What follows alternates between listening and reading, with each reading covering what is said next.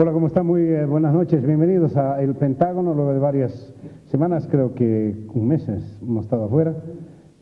Francesco, muchísimo más. No se preocupen, vamos a saludar a todos.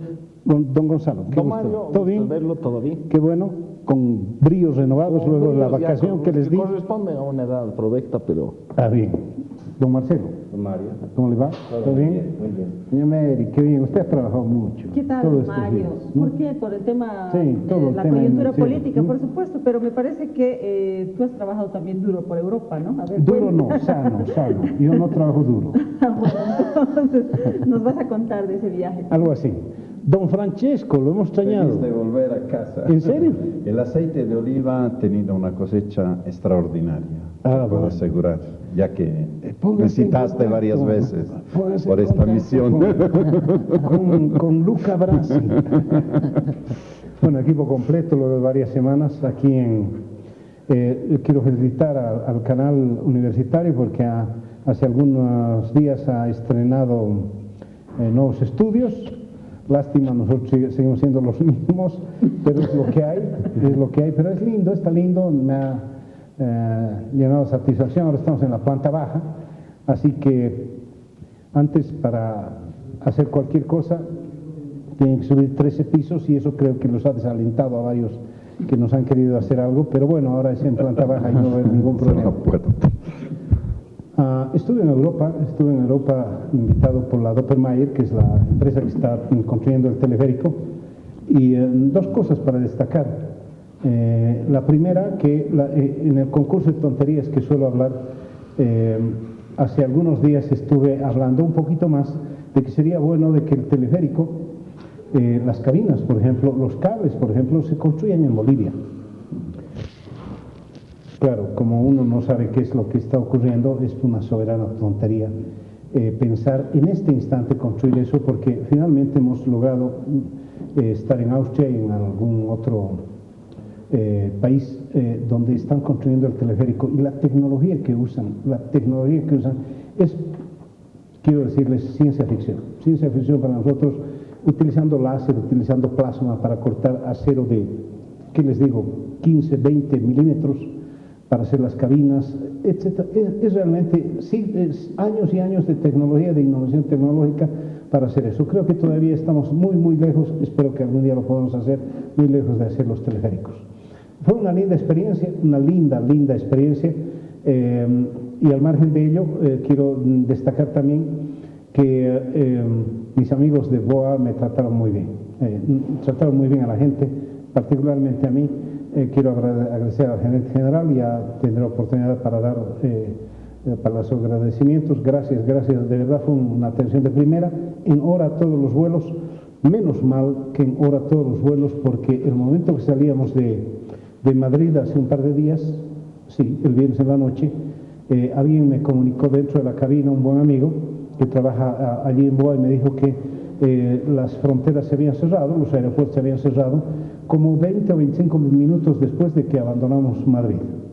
Habían cerrado, y que aunque no fue muy dramática el cierre, la revisión, todo lo que ocurrió luego del dramático, horroroso atentado, serie de atentados en Francia, nos salvaron esa puntualidad de BOA de volver o de estar estacionados todavía unas 2, 3, 4, 5 horas en el aeropuerto de Barajas, un aeropuerto demasiado grande, muy, muy grande. Pero bien, dicho lo cual, quiero destacar, y si me permiten entrar en materia, el atentado. Los atentados en Francia han sido horrorosos.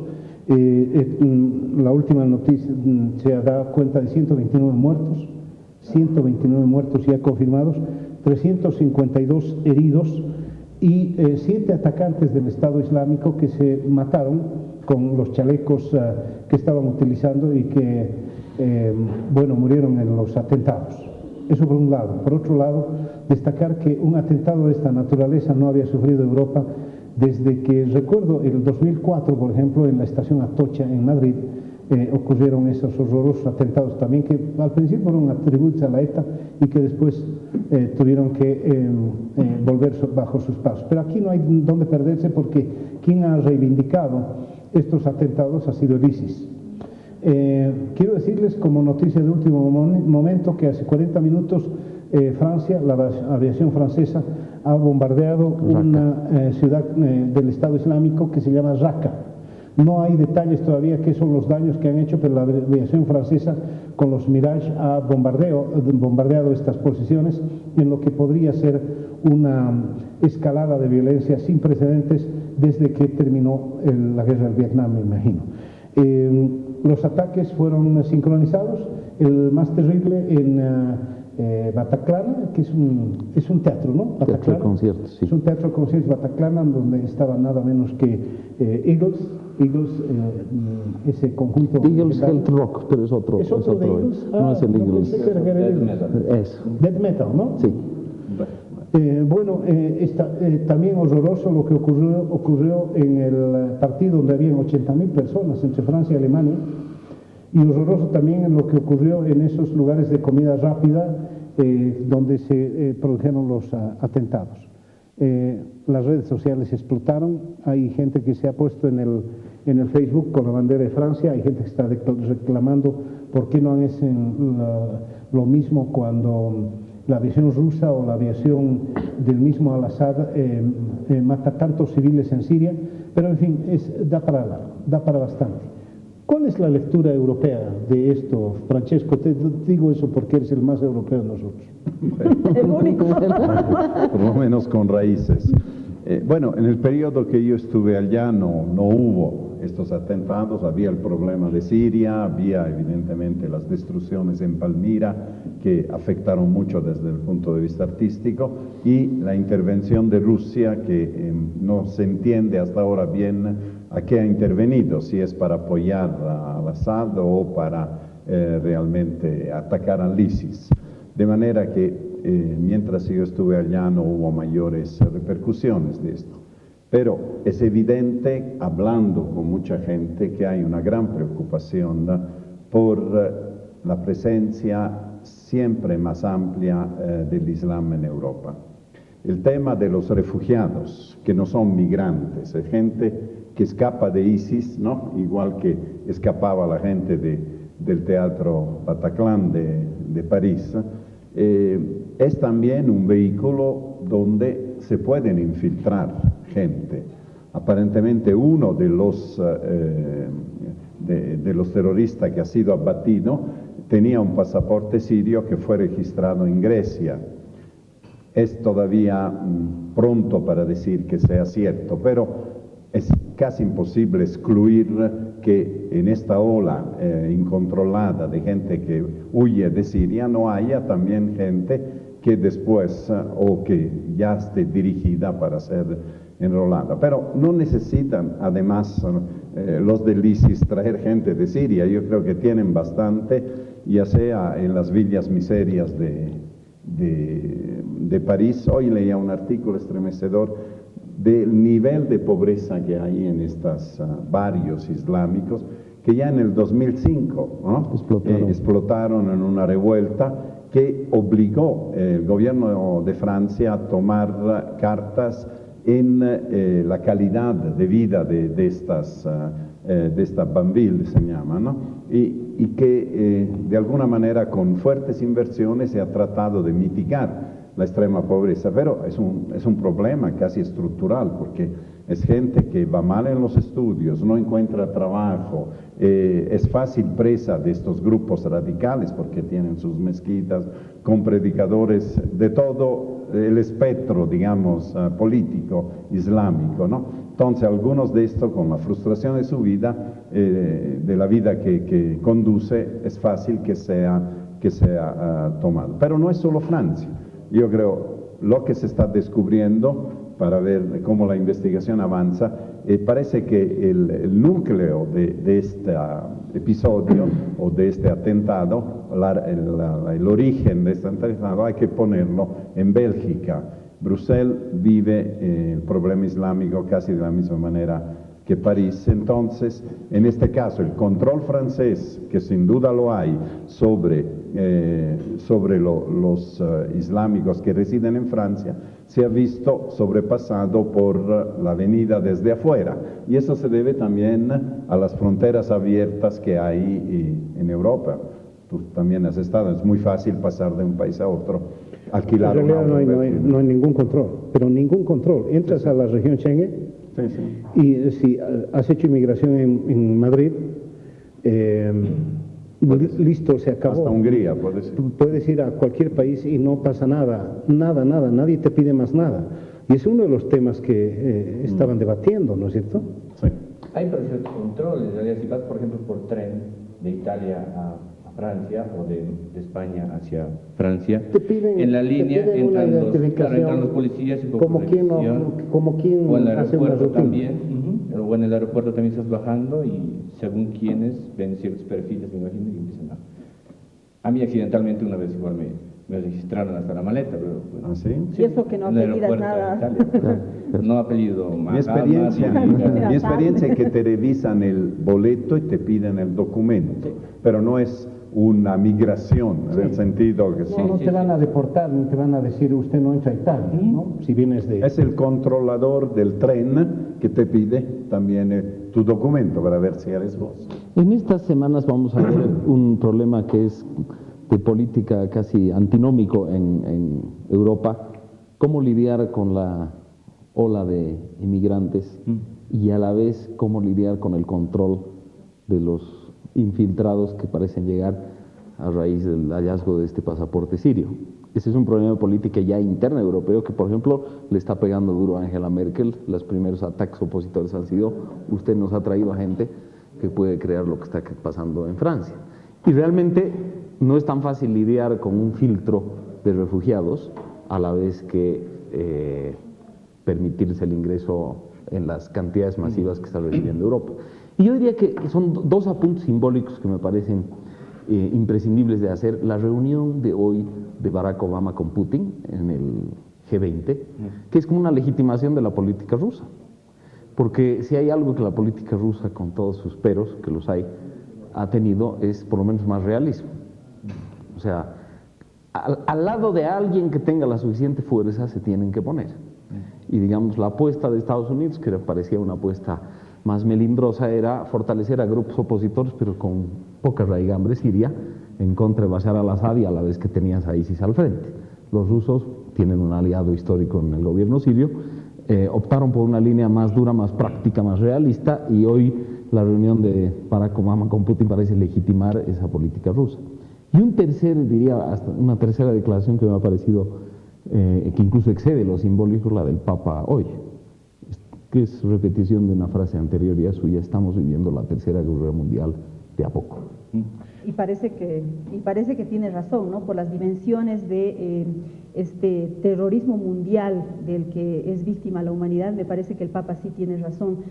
Yo lo que quiero decir es mirar un poco el análisis que hay en torno a la cobertura mediática que han dado los medios de comunicación grandes del mundo, y frente a esto la ola de críticas que se ha generado tanto en redes sociales, en diferentes instancias de internet y de la vida real también, en sentido de que los medios de comunicación de Occidente lo que están haciendo en realidad es conmoverse cuando hay muertos del lado europeo, cuando hay muertos occidentales, mientras que no muestran esa misma sensibilidad cuando hay muertos, por ejemplo, en el Medio Oriente.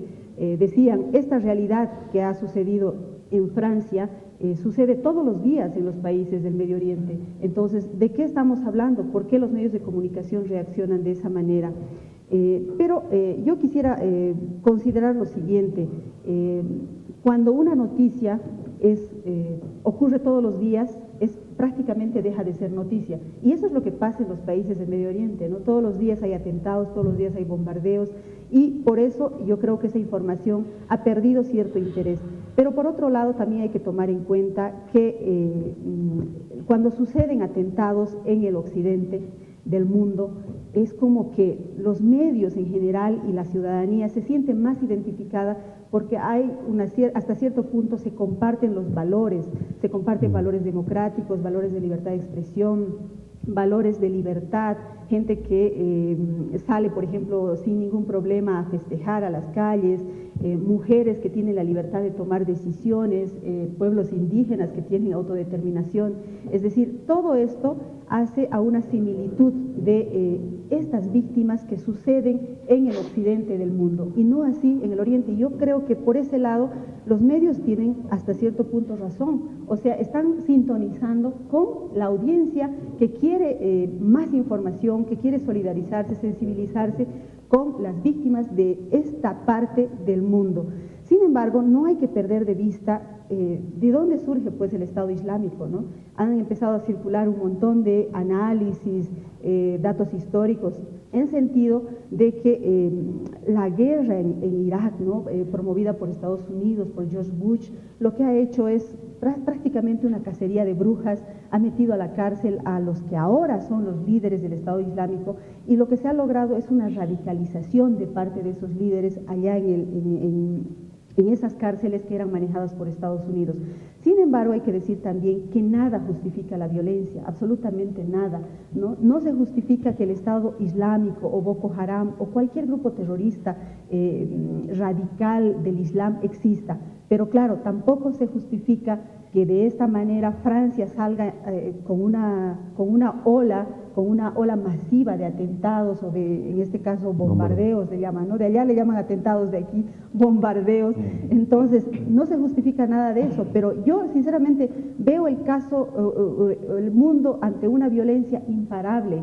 O sea, es decir, si tú miras para atrás, dices, ah, sí, pero este es el culpable, sí, pero el otro también es el culpable. Entonces, ¿cuál es el punto de inflexión? ¿Cuál es el punto para decir, bueno, hasta aquí, esta es la manera de encontrar la paz en el mundo? Pareciera que no existe, pareciera que la violencia lo único que genera es más violencia, y eso es lo que vamos a ver ahora, una ola de más violencia de parte de las potencias de Occidente en contra de esos países. Pero claro, hay que tomar en cuenta que el Estado Islámico es el enemigo común, el enemigo de Occidente, el enemigo de Oriente Medio, en fin, ¿no? Entonces, sí, se ha logrado el Estado Islámico reunir a gente que no podía, a países que hasta hace poco estaban en los problemas. Quiero ampliar la información. 10 aviones Mirage han bombardeado Raqqa, han disparado 20 misiles en una operación, dice ellos, quirúrgica, para no dañar a los civiles y hacer blanco en temas específicos donde se supone estaban los jefes del ISIS en esta ciudad dominada. La represalia francesa ha comenzado. Lo que tú decías, Mary, ¿quién puede entender? Es decir, ha habido un momento en que, si nos vamos un poquito más allá, ¿quién armó a Al-Qaeda? Estados Unidos. ¿Por qué? Porque estaba combatiendo Al-Qaeda en ese instante, armó en Afganistán contra los rusos. Hace un año fue que Obama quería bombardear Siria, ¿no es cierto? Quería sacar del poder al Assad. Ahora son su fuerza aérea. Hasta que se mete Rusia. Rusia con sus Mirage y con incidentes en la frontera, además con algunos F-16 en Turquía, estuvo bombardeando con mucho entusiasmo las posiciones de ISIS. Y ahí la respuesta, no sé si en realidad es una respuesta del ISIS, ese avión de la Unión de Rusia que fue derribado en el Sinaí egipcio.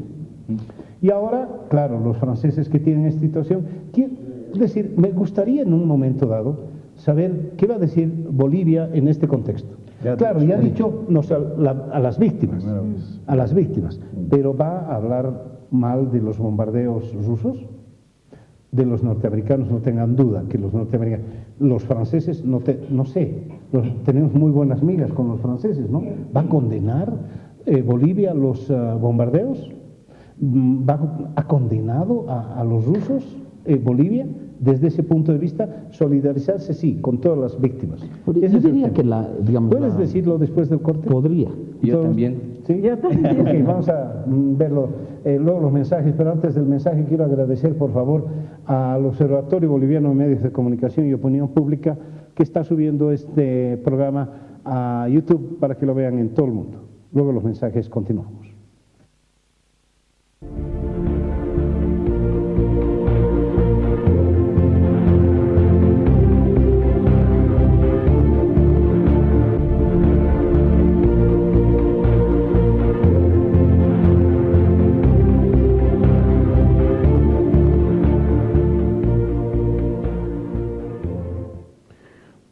Bueno, gracias por seguir con nosotros. La cantidad de tweets que está llegando lo tomo con pinzas, aunque bueno, hay informaciones oficiales sobre el pánico que está viviéndose nuevamente en París por algunas explosiones que se han registrado. Hay nuevamente pánico, pero bueno, habrá que tomar el asunto con calma. Te corté la palabra que... Lamentablemente. A ver, hay un lado que es el que más frecuentemente se ve de la intromisión occidental y sus perversiones, pero hay otro lado que se ve menos y debería criticarse más, que es el romanticismo con que se ve. Por ejemplo, se vio la primavera árabe, la ola de democratización, todo, con un instrumental muy occidental de que la democracia por fin se instituía en lugares en los que no se había vivido antes, y con resultados que no solo dependieron de la primavera árabe, como vemos lo que es Libia hoy. Entonces también ese romanticismo es profundamente perverso, porque digamos, se aleja de la realidad de cómo se pueden, no se deben gobernar ciertos países. Y yo creo que esa es una primera cosa. Una segunda, a propósito de lo que decía Mary, esta línea de no se ocupan de la violencia sino cuando ocurren las grandes metrópolis del mundo occidental. Pero es curioso, Latinoamérica siempre se ha identificado con Europa occidental. La izquierda latinoamericana vivió en mayo del 68 con más alborozo que los propios franceses, y de hecho, por ejemplo, la suerte de Europa del Este a Latinoamérica poco le importó en su momento. Entonces, también esa identidad es algo que deja de verse con la claridad que se está viendo. Y un apunte final. La violencia es violencia, pero creo que a los líderes occidentales y a Francia les toca decidir si realmente, si el Papa tiene razón, guerra es guerra. Entonces, ¿cómo enfrentas una guerra? No entregamos flores. Y Pérez Reverte tenía una columna debatible, pero sumamente virulenta: es la guerra santa, idiotas, titula. Y creo que, o sea, no es solo lidiar con el terrorismo. Yo me ponía, porque siempre es bueno ponerse en los zapatos ajenos, es la primera regla moral. A ver, si sufriéramos atentados en La Paz y en Santa Cruz, ¿cómo reaccionaría la población boliviana y qué le pediría al gobierno boliviano si pudiera identificar el origen de esos atentados fuera de Bolivia? Venganza. Entonces, también, digo, para sopesar los dilemas, no solo de los gobiernos, sino de esos pueblos, es bueno ponerse en zapatos. El diseño romántico de la democracia al que aludías, a mí igual me llama la atención, porque si uno se fija los datos de qué países son los que reclutan más hacia el Estado Islámico, resulta curioso que Túnez, donde se emerge toda la primavera árabe, es uno de los países que apoya, que alimenta con más combatientes al Estado Islámico. Uno dice, ¿por qué? Se plantea esa pregunta. En realidad quizá tenga que ver con que han cambiado mucho el modelo que ellos tenían, o que no están de acuerdo con ese tipo de modelo, y eso va unido a la estrategia que los analistas dicen que está Estados Unidos estableciendo ahora mismo en ese tipo de conflictos. Ya no entrar con las botas, es decir, ya no poner el ejército ahí en el terreno. ¿Por qué? Porque cuando lo han hecho con Irak, les ha ido mal como estrategia de comunicación y como estrategia además de posicionamiento internacional, porque obviamente se ha visto a Irak como la víctima. Entonces, lo que se debe hacer, según los analistas, es más bien fortalecer las botas suníes, los soldados turcos, es decir, otro tipo de milicias, armarlas y que ellos sean los que más o menos como que liberen a su propia tierra, ¿no? Que no sea ni Estados Unidos ni otros países, ¿no? Poniéndolo un poco en perspectiva, un poco más hacia atrás, para quienes no están muy familiarizados con este tema, hay que resaltar también que este es un conflicto religioso que obedece a dos grandes ramas, ¿verdad? Los suníes y los chiíes. Para poner solamente un dato, dentro de todo lo que hay ahí adentro, Saddam Hussein pertenecía a la rama suní. Entre Estados Unidos derroca a Saddam Hussein y el siguiente gobernante es chiita. ¿Quiénes son los que manejan el Estado Islámico? Son suníes, que están en contra de los chiitas y además prácticamente los matan. En realidad hay una diferencia fuerte ahí con lo que era Al-Qaeda. Al-Qaeda no atacaba gente de su propia religión, en cambio el Estado Islámico sí lo hace y lo ataca. ¿Por qué están en contra del Assad? Porque el Assad también es chiita. Entonces es como una lógica también que traspasa la idea de solamente ir en contra del imperio. en contra de todos esos países que se meten del occidente, sino también una lógica interna de cuantitativamente los chiitas son mucho más que los sunitas. No, son menores. Pero no todos los sunitas son radicales. No todos, no todos son Estado Islámico. Los chiitas es Irán, por ejemplo, y los sunitas es Arabia Saudita. Y ahora, ¿hay diferencias étnicas muy notorias? ¿O es como Hutus y Tutsis en como protestantes y católicos? Sí, es que son prácticamente lo mismo. Hay cochamins y paseños. Más o menos. Hay más diferencias. Claro, y uno cuando revisa también la idea de cómo se puede administrar el poder, hay tres características básicamente que son bien sencillas ahí de establecer. Una es el uso de la fuerza. La fuerza está establecida en el Estado Islámico a través de la Sharia. La Sharia es como la ley más dura y la más rígida que tienen los sunitas, por la cual establece criterios de incluso lapidaciones públicas, etcétera, etcétera. La segunda condición es el dinero. El dinero que lo proporciona hábilmente su capital económica, que es Mosul, para los del Estado Islámico, que según las informaciones, ellos recaudan cada día $2 millones por exportación de petróleo. Cada día. El problema es a quién le exporta. Cada día, contrabando. Ese es el asunto. Claro, cada día alguien le compra. un Estado Islámico recibe, o sea, una organización terrorista recibe $2 millones, es ahora mismo, según lo que se dice igual, el grupo terrorista con más dinero en el mundo, ¿no? Y la tercera es la persuasión, a lo que alude un poco Joseph Nye con el tema del soft power. La persuasión viene además añadida con toda esta campaña mediática que hace el Estado Islámico de mostrar las decapitaciones públicas, de intentar atraer además soldados, de intentar atraer incluso hasta mujeres hacia el Estado Islámico, mostrándoles como si fuera esto una panacea finalmente. Y el último apunte, que me gustaría luego profundizar un poco más, es el tema de la intervención, pero ya vista desde el punto de, desde el lado de qué tipo de guerra se está estableciendo ahora mismo. Es decir, lo que yo creo que se está haciendo hoy en día es como una especie de guerra sin restricciones, donde decía un líder, un político chino, decía, en una guerra sin restricciones la primera regla es que no hay reglas.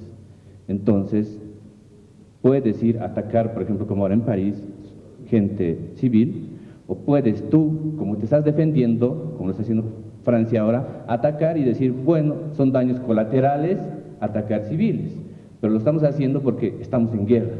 Y ahora la guerra ya no hay ese protocolo que había quizá en la Segunda Guerra Mundial de respetar a las víctimas, los rehenes, etcétera, etcétera, de alguna forma, ¿verdad? Ya no hay ese tipo de reglas. Claro, porque no hay una guerra de estados contra estados. Por eso aquí, mientras escuchaba las opiniones de todos, incluida la mía, digo, bueno, esto es un estado realmente, ¿por qué le llamamos Estado Islámico? ¿O es simplemente un grupo terrorista enorme, pero terrorista al fin? Pero claro, tiene ya territorio, ¿no? Y ciudades bajo su jurisdicción. No es que tengan, controlan, ¿no? Controlan, controlado, pero no tienen un reconocimiento internacional. Y mientras no tengan un reconocimiento internacional, no se pueden establecer reglas, por ejemplo, para lo que decía Marcelo, que es para la guerra. O sea, para de lo hecho, básico. no es una guerra. No es una guerra. No se llama guerra, es guerra irregular. O sea, hay una guerra en el sentido de que hay mucha violencia, muertos, etcétera, pero técnicamente no hay dos estados que se estén enfrentando. O sea, no se puede hablar de una guerra en el sentido estricto de la palabra por ese lado, ¿no? Al final estamos, yo creo, ante un grupo terrorista al fin, porque pueden ser 30.000, se dice que son 30.000 milicianos, me parece, ¿no? Y quién sabe más, porque están extendidos por todas partes del mundo, pero no dejan de ser eso, terroristas, porque no tienen un reconocimiento, pese a que controlan partes y partes de territorios. El problema es, ¿qué se hace en un caso donde hay esta guerra irregular? Con la guerra normal, bueno, hay regla de la Convención de Ginebra, inclusive para los presos. 2 días antes del atentado, Estados Unidos se atribuye, los aliados, la muerte con un dron, ¿no? Con una operación quirúrgica del famoso John el Degollador, que era el verdugo que aparece en varios videos por eso. Es difícil relacionar los atentados con ese episodio. Ayer murió otro más, no sé si era el jefe del ISIS en otro de los países árabes, en Egipto, o no me acuerdo dónde. Bueno, la cosa es que hay imágenes, ¿no?, que de alguna manera provocan reacciones que no son las reacciones normales de la guerra. Mandamos más soldados, construimos más aviones o algo así. Hoy leía, por curiosidad, una propuesta del grupo Podemos, de este partido político, un movimiento español, ¿no? Y estaba muy curioso de saber cómo se pronunciaban sobre esto, visto los antecedentes que tienen. Y dicen una cosa muy inteligente, que tal vez los bombardeos no son la solución, ni armar insurgentes allá en Siria para que combatan más contra el ISIS. Hay otras medidas. Me ha llamado la atención que las armas que han usado los Kalashnikov, que han usado los terroristas, venían de los Balcanes. Es decir, cuando uno mete armas, aunque con buenas intenciones, para combatir el mal, lo único que hace, estas armas no desaparecen del mercado, van a aparecer en otro lado. Es un principio, inclusive, que viene desde San Pablo, ¿no? El mal no se lo combate con el mal, se lo combate arrinconando el mal y desvelando el mal.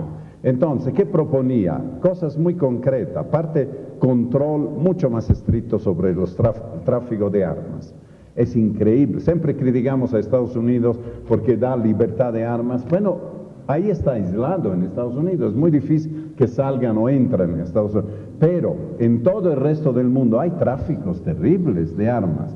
Y esto ante la vista y paciencia de todos. Segundo, el control financiero. Tú has hablado del dinero de bolsillo que tiene ISIS. El dinero verdadero viene de fundaciones privadas y tal vez hasta de gobiernos sunitas de Qatar, de Arabia Saudí y de los Emiratos. Esos son grandes aliados del Occidente. Pero ¿por qué no le ponen coto? No pueden saltar, digamos, 100 millones o 1.000 millones desde Dubái hasta Siria, así del día. Perdón, se me fue lo de Podemos. ¿Cuál era la propuesta? Por eso, la propuesta es control sobre los capitales financieros, control sobre los armas, sobre el tráfico de armas. Segundo, políticas de mayor atención a los grupos islámicos que hay en Europa. Es decir, muchas de estas reacciones son fácil presa, ¿no? Porque viven también en condiciones desesperadas. Hay que hacer algo por eso. Y después había otras que eran siempre que se reúnan todas las potencias de una vez, tomen decisiones en el sentido que alguien de ustedes decía, tú decías, ¿verdad? Si el Assad es un líder muy consolidado, ¿a qué santo voy a mover el tablero para que después se arme un polvorín? En eso tiene razón Putin, con todos sus defectos.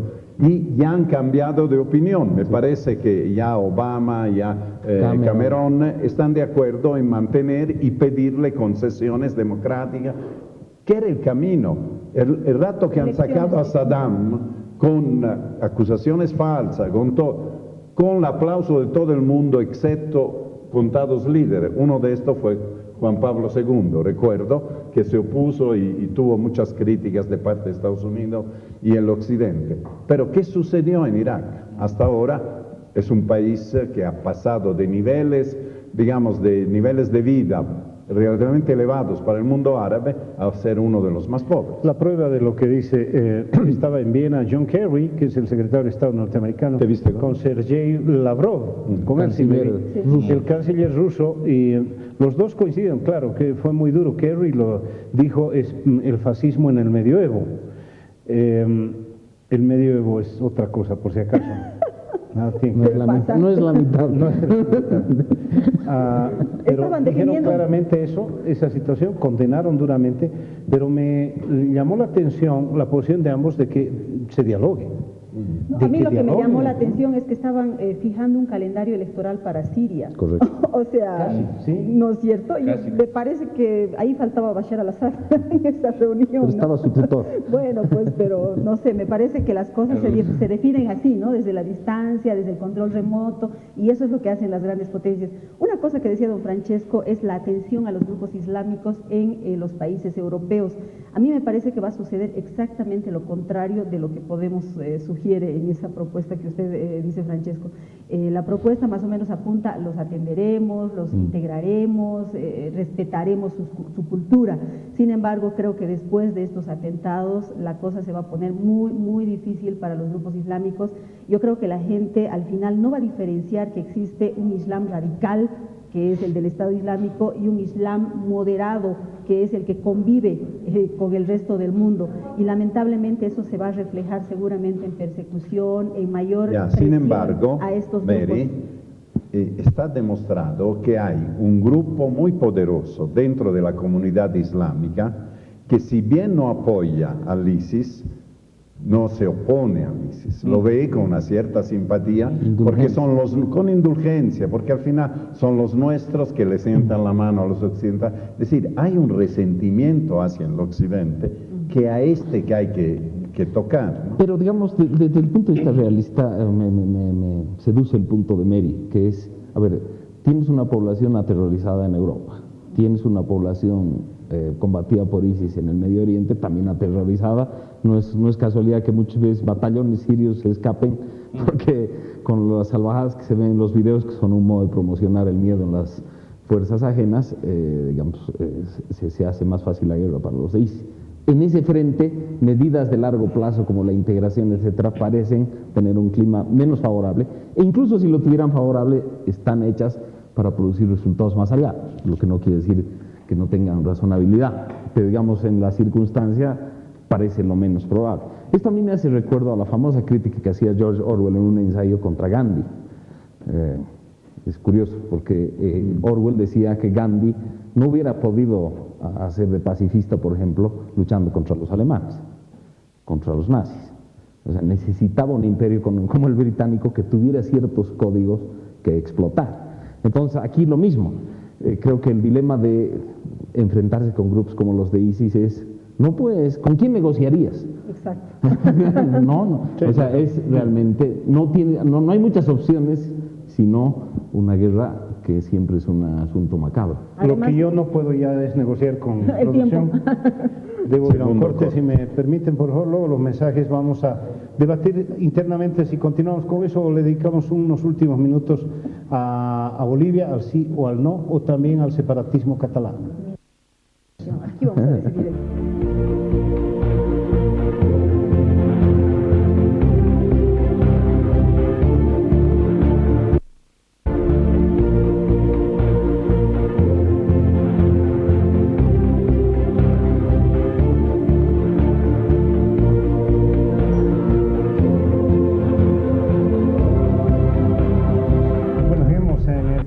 Varias cosas que están ocurriendo simultáneamente en el mundo. El debate entre Macri y Scioli, por ejemplo, acaba de terminar. Creo que le han dado una ventaja a Macri, ¿no? Sí, por los tweets. Eso es muy difícil decir, porque es en tiempo real, entonces tiene más seguidores Macri. Claro. Ahora bien, ¿le va a influir que el próximo domingo gane Macri a la política latinoamericana? Claro que sí, yo no tengo ninguna duda que va a ganar, primero. Hay un viento de cambio en Argentina. ¿Estás haciendo wishful thinking?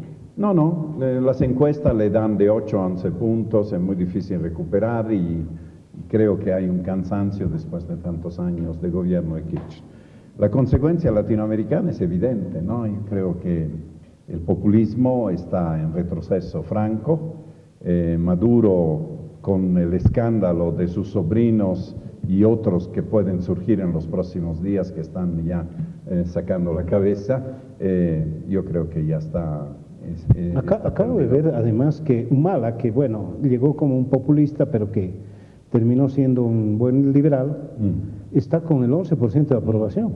Bueno, esa es una constante en Perú, ¿no? La economía va bien, el mandatario tiene una bajísima aprobación y eso se debe en gran parte a los escándalos del entorno familiar, a una cierta empatía. ¿Va a repercutir todas esas cosas el 21 de septiembre? 21 de febrero. De febrero.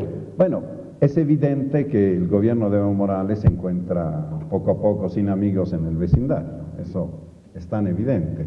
El único que quedaría del grupo de populistas sería Correa, que tiene tantos problemas por su cuenta, que yo creo que lo último que... Pero no comparas, desde el punto de vista proporcional económico, la situación en Bolivia no es Argentina, no es Brasil, no es Venezuela para nada, ¿no? No, eso realmente es una suerte porque la economía boliviana se ha movido en otros sentidos, ¿no? Con grandes exportaciones de gas, con precios altos, con capacidad de ahorro que permite por lo menos aguantar lo que llaman el invierno, pero con el cambio climático el invierno puede durar 6 meses, ¿no? Más que sí, el doble de lo que dura normalmente o el triple, y ahí podríamos también tener problemas. Pero yo hablo desde el punto de vista político. Políticamente yo veo al gobierno boliviano aislado siempre más en América Latina, porque el famoso grupo del ALBA prácticamente se ha disuelto.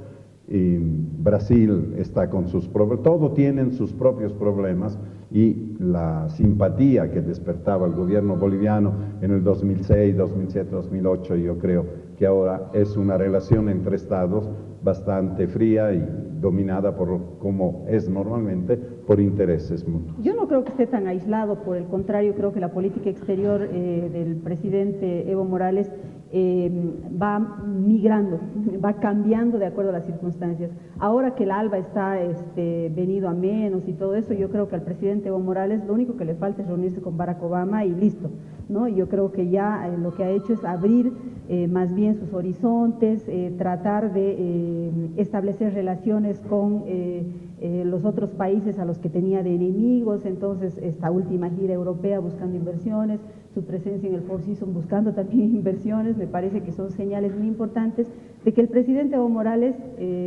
ha decidido dar un giro en su política exterior.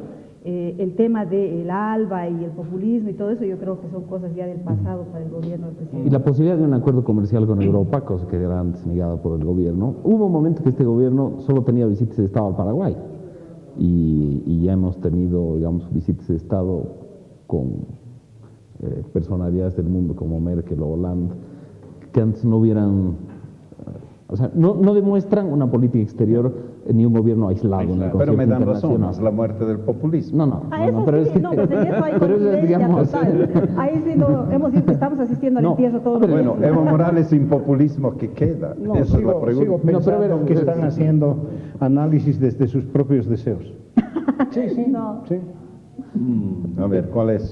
Tú estabas pensando, tus buenos deseos. No, pero tú estabas hablando del 21 de septiembre. ¿Qué hay más de si hay algo que deseos puede haber en esa fecha? El día de hoy. Deseos adolescentes. Esa adolescencia tardía tiene una A ver, parecen mis estudiantes en la Católica, chacoteando. Esa retórica, en realidad, en todo caso, creo, de la política que hay general, más allá de los deseos, es la que de alguna forma se ha desplazado. Pero es una retórica interna, finalmente, porque si uno se fija, como decía Mary, es verdad, lo que hacen hacia afuera es otra cosa, ¿no?